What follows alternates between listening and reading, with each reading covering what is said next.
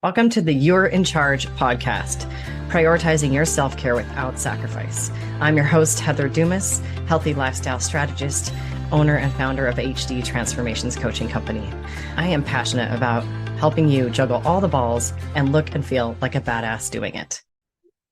Imagine that you really lived in that world where you had the cartoon angels and devils on your shoulders, and every excuse that you made for why you didn't put yourself first, why you didn't do that workout, why you didn't choose the salad over the French fries. What if that turned into a little devil or gremlin or something on your shoulder? How many of those would be riding around saying, "It's okay, just take the easy way out. It's okay, we can do it another day. You don't really need to do that. You're just fine exactly as you are." I bet you there would be a lot. I know for me in my lifetime, my shoulder would have been weighed down a lot because I have made and still make all kinds of excuses when I just don't want to do something. And I'm not saying that maybe you don't want to do it. I'm just saying that maybe not right now. This whole like prioritizing self-care thing, it sounds good. It sounds great until you're in the moment and you've got a million things to do. You've got a million emails to respond to. Your phone's blowing up with texts. Your kids need you. The dog's hungry, all the things. And in that moment, that's when that little creature on your shoulder says, "It's okay." So, how do you set yourself up to not have to be in that situation to where temptation to give up, quit, skip, take the shortcut doesn't even happen? Well, it's not as hard as you think. However, there are a few things that you have to do, some bumpers you have to set for yourself so that you don't really easily slide into the "I'll do it tomorrow" thing or I'll do it next week thing. So, the one of the things is fear. Fear is often the thing that is holding us back. And you're probably thinking, "Well, I'm not afraid. I do what I want." Maybe there's a fear you're not aware of. Maybe there's something underneath the back of your mind that when you think about doing the thing, you get that feeling, that little bubbles in your gut, the little sinking. What does it feel like for you? I don't know what that feels like for you. For me, that's what it feels like, bubbles or my stomach sinking. I know that our fears can seem completely irrational and even silly. I've talked about a client that I had that was afraid of not being able to have chocolate. And I say that and kind of giggle, but for her, it was very real. It was a very real thing. I've had clients that were afraid that, they wouldn't be able to enjoy their popcorn at the movie with their family, or they wouldn't be able to go on vacation because they wouldn't be able to have the thing they always have when they're on vacation, or they'd be too strict or whatever. So ask yourself, what is it that maybe you may not be calling it fear? Maybe it's something you're concerned about, worried about, thinking about. Um, that would be holding you back from taking that next step, from committing fully to yourself. Um, Fear of failure. If you've tried things, if you've worked with other coaches, if you've tried other programs, if you've done different diets, so to speak, and then failed, none of us likes failing. Failing sucks, especially for those of us that are type A perfect people. Failing is not an option, right? So if we're afraid we're going to fail, we just don't do it. If I know, for example, I took a whitewater paddleboarding course and it was the hardest thing I've ever done. And I love paddleboarding, but paddleboarding on whitewater is a whole different ballgame. And I was sucking at it. And I hated that feeling. I hate not being good at something. I hate sucking. I hate failing. So that was an exception. I often will resist doing things that I know I'm not going to be good at, or that I know that I'm not going to be the best at. because I like to be the best in the room. I don't know about you, but I like to be the best. I like to be the top. I like to be the winner. First or last, Ricky Bobby. So if I don't think I can win, if I don't think I'm going to be the best, if I don't think I'm going to be successful, I don't do it. So maybe that's what's holding you back. What about not being good enough?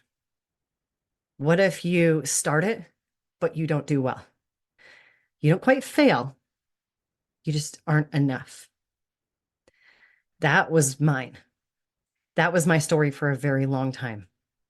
And it still comes back, creeps itself onto my shoulder and says, "You're not good enough."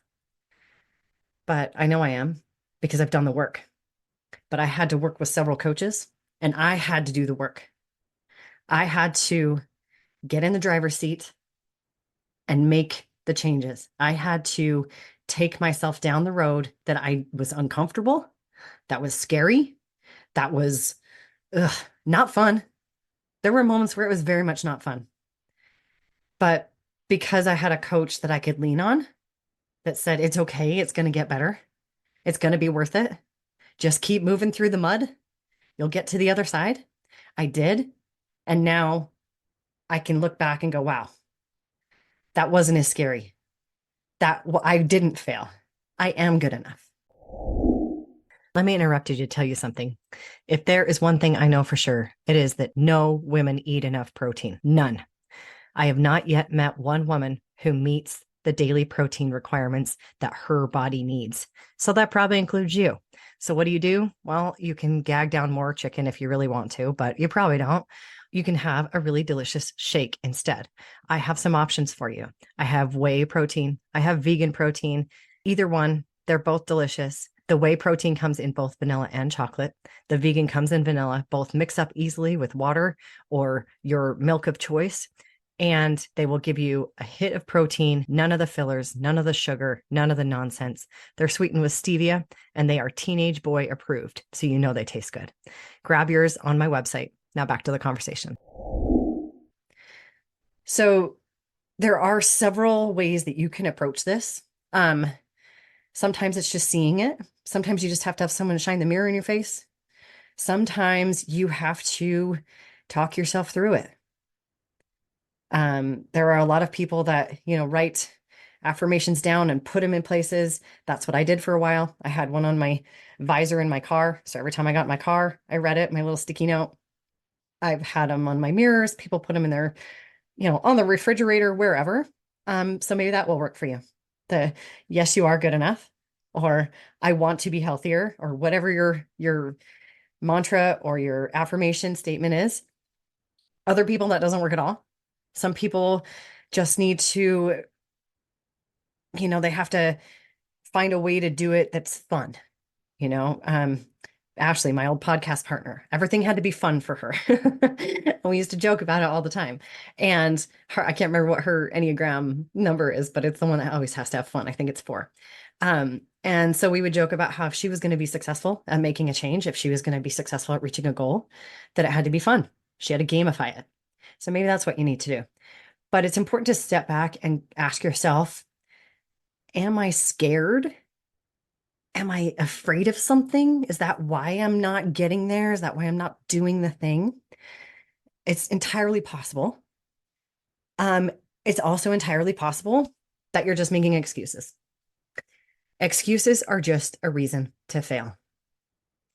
It does go back to some fear, but sometimes you just make excuses because you flat out deep down don't think you want it. You maybe say that you want it for other people. Maybe everyone else is getting healthy because it's the new year. And so you decided that's what you need to do, but you don't actually want it. If you don't actually want it, you will continue to make excuses and you will continue to not do it. And that just feels terrible. Why would you want to set yourself up to feel like shit, to feel like a loser? That's a stupid idea. So stop doing that. But basically, the excuses that we often make for ourselves are, I don't have enough time. I don't have enough money. It'll be, my family will be inconvenienced, or it will make them feel bad, make someone feel bad. Those are the most common. And you can make that work if that's what you really want. If you really don't want to do it, if you really want to fail, you can make the I don't have time work. You can make the I don't have the money work. You can make the, this will hurt so and so's feelings work. But if you really want it, you will make the time. You will find the money. You will tell that person to fuck off because you don't care about how they, that it made them feel bad that you got healthy. Whatever it is, you will make it happen because if you've accomplished as much as you have so far in life, there's no reason you can't set your mind to do something else. If you have been successful in your career, if you've been, found the man or woman of your dreams and married him, if you've created the house and the white picket fence that you always dreamed of, then there's no reason you can't reach another goal. There's no reason that you can't now go and put yourself at the top of the list and decide that your body, your health, that's the new goal to conquer. You can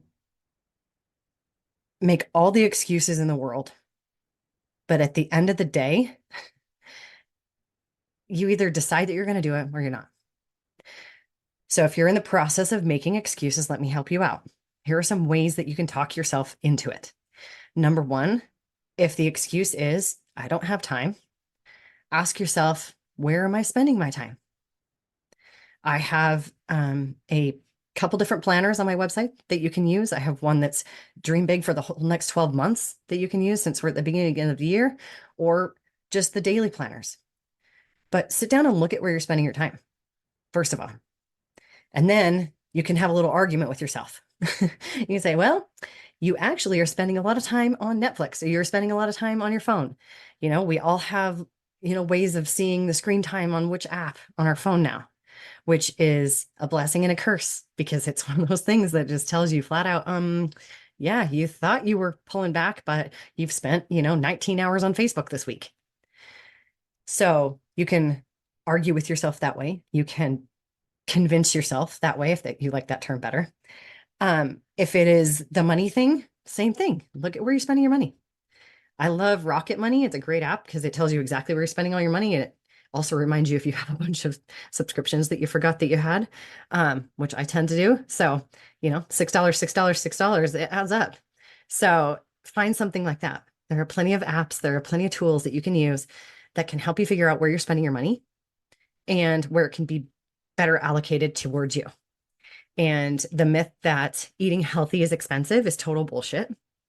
Frozen vegetables are $1 a bag still, even though everything else is more expensive. I think they're like $1.50 now, but nonetheless, they're still cheap. And they are just as good as fresh vegetables, especially if the fresh vegetables are out of season and they've been shipped in dark containers and picked well before they were fresh. The ones that are frozen are picked when they're at their peak of freshness. So sometimes they have more vitamins and stuff. And even if you don't care about that, they're cheaper. Okay. Cooking is always cheaper than going out every single time. So the money thing doesn't really cut it for me with the healthy eating. Gym memberships are cheap. They're $10 a month. So that doesn't give you an excuse.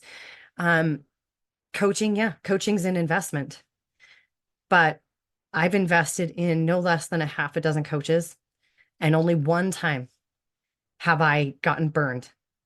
And as I was signing up with that person, I knew it was a bad idea, but I still hit the buy button anyway. So I tell you that to tell you that most coaches out there that are worth their salt, you can research, you can talk to, you can talk to their clients. I'll give you my clients' phone numbers if you want. They're happy to talk to you and tell you about their experience. That's how transparent I am. So if you're looking at joining a program, hiring a coach, whatever, signing up for anything, do your research. Talk to people that have done it and been successful. Talk to people that have done it and not been successful. I don't have very many of those for you to refer you to, but I can definitely refer you to ones that were successful because they all are if they actually do it. When I listen to podcasts of great people, great coaches, I always think, yep, that's what I need. But sometimes I'm not ready to dive into coaching programs or dive into working with them full time. So I always look for the next best thing.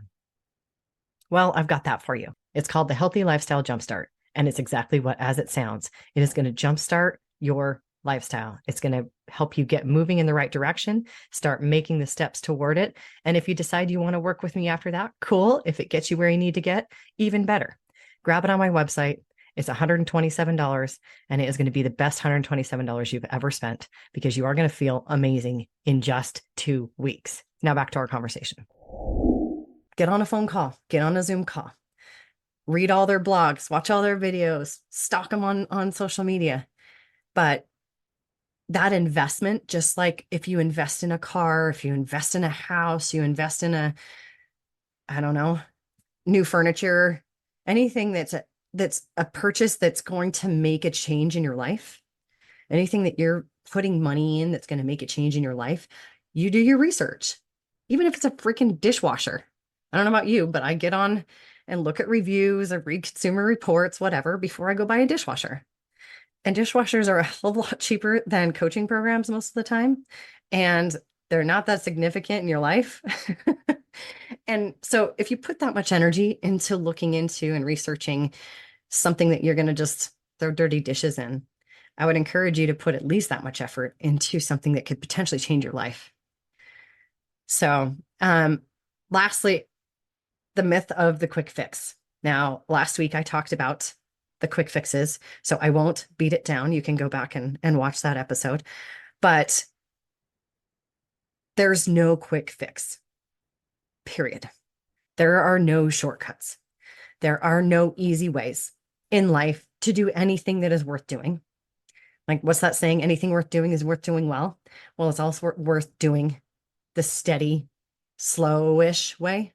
My way isn't slow, but it's slower than some. And that's for a reason, because it takes time to create change. It takes time for your body to change. It takes time for your body to get used to what's going on and to react to what's going on. And it takes time to shift your life. You know, if you're used to going out for pizza every Friday night, and then you're used to getting Chinese on Wednesday or whatever it is, it takes time for you and your family to start to make changes in schedule and in just mindset and habits, to get used to the fact that on Friday nights, instead of going out for pizza, now we make pizza at home as a family together, right? So it takes a little bit different approach. But at the end of the day, faster is not better. The way easy come, easy go, as far as weight gain and that sort of thing. So there are no good excuses. Fear is valid, absolutely valid, and it's easy to overcome. What you need is a plan. You need an expert who cares about you and wants you to succeed, doesn't just want your money. And you need patience to make it happen in a nice, consistent, steady way. Not wham, bam, thank you, ma'am, get rich quick overnight. I do have a quiz that you can take that will help you with the fear/excuse part. It takes 2 minutes. It's called the Healthy Lifestyle Quiz. Answer a couple questions, and I will shoot you back an email with your personalized response as to what is holding you back.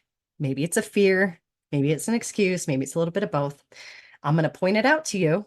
So be prepared. Don't come at me with your, heart on your sleeve. Be a little tough. You can take it. And then I'm going to give you a way to get past it.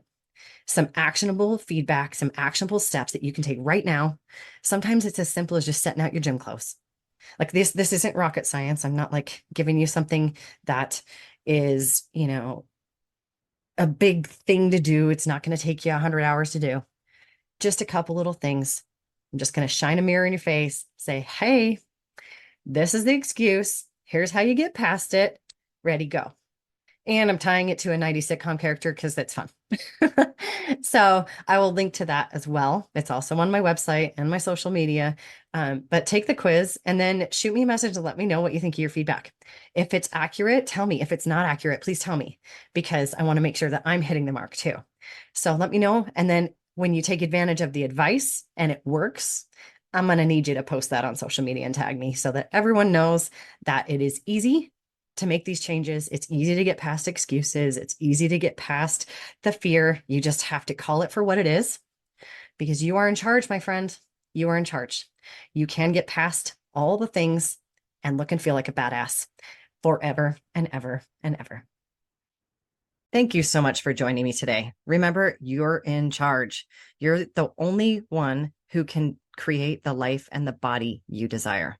You and only you. I'm here to guide you. I'm here to cheer you on and occasionally to give you the kick in the ass you need to make it happen. But at the end of the day, it's up to you.